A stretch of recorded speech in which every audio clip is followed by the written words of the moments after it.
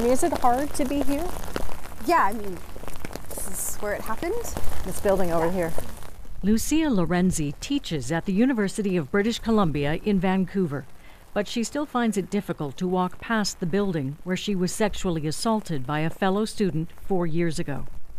And I try to get away, and I try to reach over, and then he ends up pinning me down on the couch. To gauge the scope of the problem, CBC News asked schools such as UBC to tell us how often they'd received reports of sexual assault over the past 5 years. UBC's number, 16 assaults reported to campus police. It's the same question many parents might be asking, which is why UBC posts the annual number of reports on its website, noting that the number is very low for a campus that size. But UBC also has an RCMP detachment on site, and when we asked them, the number skyrocketed to more than 70 sexual assaults reported in the same time period. We asked the university's vice president of students why that number doesn't appear online. Is it giving people who look on the UBC site a clear picture of the reality here?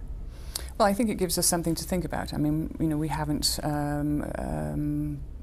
gone down the avenue of looking at RCMP data prior to your pointing it out to me today.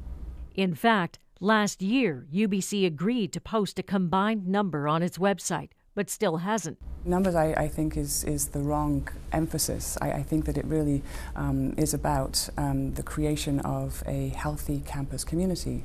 However, after our interview, Cowan's office emailed to say they will post the combined number when they update their annual reports next month. I would say that's misleading, yeah. Holly Johnson oversaw the first national survey on violence against women. She says universities are competing for students, and unless all schools post the numbers, it's tough for one school to go it alone. So I think if we all kind of come forward and honestly report on what's going on our campuses, then we can get sort of past that. Lucia believes universities generally still tend to minimize the scope of the problem.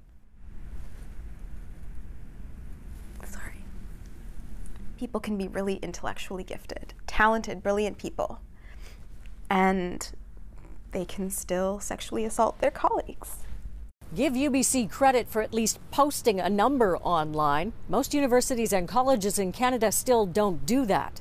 And what our investigation has shown is that even when asked, most schools still don't really have a clear picture of what's happening on their own campus. Diana Swain, CBC News at the University of British Columbia in Vancouver.